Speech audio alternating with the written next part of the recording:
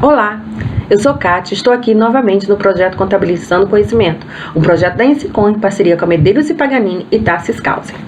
Hoje nós vamos falar de diversos pequenos assuntos: gorjeta, desoneração da folha de pagamento, aviso prévio indenizado e aquisição de produção rural pessoa física. Gorjeta, só para entender, gorjeta é aquele valor que as empresas cobram lá quando a gente vai pagar a conta, não vem aqueles 10% do garçom, aquilo ali é gorjeta. Atualmente a nossa legislação era omissa quanto a isso, e aí em 13 de março de 2017, a Lei 13.419 veio regulamentar esse valorzinho lá que a gente paga na hora de fechar a conta lá quando a gente está lá no restaurante, né, por exemplo. Então vamos lá. E lá, gorjeta não é receita do empregador, ou seja, é receita do empregado. Será distribuída conforme convenção ou acordo coletivo. Não havendo previsão em convenção e acordo coletivo, a definição poderá ser feita pela Assembleia Geral dos Trabalhadores. As empresas inscritas em regime de tributação federal diferenciada, exemplo, a Simples Nacional, é facultada a retenção de 20% para custear os encargos sociais, previdenciários e trabalhistas, e valor remanescente repassado integralmente, e o valor remanescente será repassado integralmente aos empregados. As empresas que não têm regime de tributação federal diferenciado, exemplo, lucro presumido e lucro real, a retenção será de até 33% para custear os encargos sociais, previdenciários e trabalhistas e o valor remanescente repassado integralmente aos empregados. Deverá segregar no contra-cheque e ser anotado na carteira de trabalho. Gente, o que é segregar no contra-cheque? Ou seja, eu vou ter lá o exemplo. Vamos pensar um garçom, vou ter o salário dele, vou ter o valor da gorjeta dele, ambos tributando INSS, Imposto de Renda e FGTS, para dar o líquido a esse empregado. Ou seja, então, num valor de R$10, vamos supor que a empresa seja optante pelo Simples Nacional, R$8 será repassado ao empregado, porque ela pode reter até 20% para o quê? Para custear os encargos trabalhistas. Se é uma empresa do lucro presumido ou lucro real, a cada R$10 ela vai poder reter para R$3,30 para custear os encargos, que é o que? A patronal de 20%, o RAT, o terceiros, o FGTS, ok? Vamos continuar.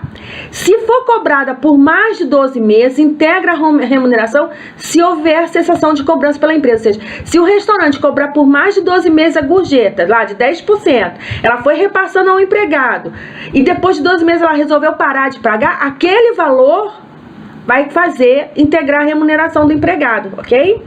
Não é porque ela parou de cobrar que deixa de integrar o valor do empregado. Empresas com mais de 60 empregados devem constituir uma comissão de empregados para botar isso num documento certinho. Como é que vai ser essa integração depois de 12 meses? Via média, né, dos últimos 12 meses, isso tudo tem que ser tratado. O empregador estará sujeito à multa a ser paga ao trabalhador prejudicado de 1/30 da média de gorjeta por dia de atraso, limitado ao piso da categoria. Ou seja, aquele empregador que não inserir a gorjeta no recibo de pagamento do empregado vai estar passível de multa. A limite da multa triplicada em caso de reincidência. Detalhe, a reincidência caracteriza por descumprimento por mais de 60 dias dessa nova legislação, dentro do período de 12 meses. Entrará em vigor a partir de 60 dias da data da sua publicação. Publicação 13 de março, 13 de abril, 13 de maio, ok? Vamos continuar. Outro assunto, a desoneração da folha de pagamento. Foi publicado no Diário Oficial da União de 31 de março de 2017 a medida provisória 774 de 2017, que traz alterações à Lei 12.546 de 2011, que fala da CPRB, ou seja, da desoneração da folha. E aí, segundo essa nova medida provisória, vão deixar de poder optar pela CRB no ano ainda de 2017, empresas de comércio varejista, prestação de serviços e indústrias. Quem vai ter empresas que vão poder continuar optando pela desoneração? Sim, as empresas de transporte rodoviário e coletivo de passageiros, transporte ferroviário de passageiros e transporte metroferroviário de passageiros, ou seja, transporte de passageiros, e a alíquota passa para 2%. Empresas do setor de construção civil, empresas de construção civil de obras e de infraestrutura, de acordo com esses quinais que estão aí, podem continuar optantes, mas com alíquota agora de 4,5%. E empresas jornalísticas de radiodifusão sonora e de sons e imagens, de que trata a Lei 10.610/2002, conforme esses quinais que estão aparecendo aí para vocês, alíquota de 1,5%. Ou seja, as empresas que permanecem com a opção tiveram a alíquota alterada, ok?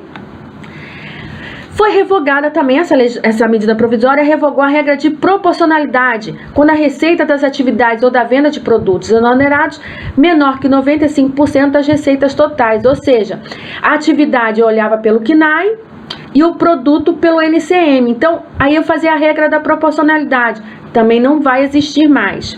As alterações desta medida provisória vão entrar em vigor a partir de 1/7/2017, ou seja, as empresas permanecem desoneradas até 30 de junho de 2017. A partir de 1/7, tributação normal, exceto para aquelas lá que eu falei anteriormente, ok?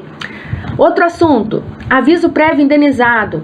No Diário Oficial do dia 27 de março de 2017, foi publicada a solução de consulta da Receita Federal, em que a Receita Federal diz que o aviso prévio indenizado não integra a base de cálculo do INSS, ou seja, a partir de agora a Receita Federal se pronunciou, ou seja, o aviso prévio indenizado, exceto o seu reflexo no 13º, não integra a base de cálculo para fins de incidência das contribuições sociais previdenciárias incidentes sobre a folha de salários, ou seja, o 13º salário indenizado continua tributando o INSS, mas o aviso prévio indenizado não tributa nem para o empregado, nem para o empregador, ok? Outro assunto, aquisição de produção rural pessoa física, ou seja, aquela empresa que compra do produtor rural pessoa física. E aí o Supremo Tribunal Federal, no dia 30 de março, declarou a constitucionalidade da contribuição do empregador rural, pessoa física, ao Fundo de Assistência ao Trabalhador Rural, o antigo FUNRURAL. O FUNRURAL é a contribuição previdenciária do setor agrícola. É constitucional, formal e materialmente a contribuição social do empregador rural, pessoa física, instituída pela Lei 10.256/2001, incidente sobre a receita bruta obtida com a comercialização de sua produção. Vamos entender o que é essa produção aquisição de produção de produtor rural, para quem não sabe.